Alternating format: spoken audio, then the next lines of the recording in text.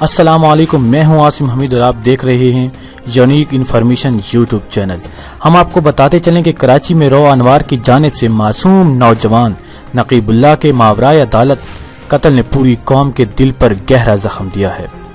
تاہم دوسری جانب یہ کہ انتہائی حیران کن امر ہے کہ سندھ پولیس رو انوار کو گرفتار کرنے میں کامیاب نہیں ہو پائی۔ اس موقع پر ملک کی تمام بڑی شخصیات نقیب اللہ مسعود کے اہل خانہ کے ساتھ ہے اور ہر قسم کے تعاون کا یقین دلا رہی ہے۔ شاہد افریدی نے بھی آج مقتول کے والد سے ملاقات کی، جبکہ پشاور زلمی کے مالک جاوید افریدی نے بھی اسلام آباد میں احتجاجی جرگے میں شرکت کی اور حکمرانوں سے نقیب اللہ کو انصاف دلانے کا مطالبہ کیا۔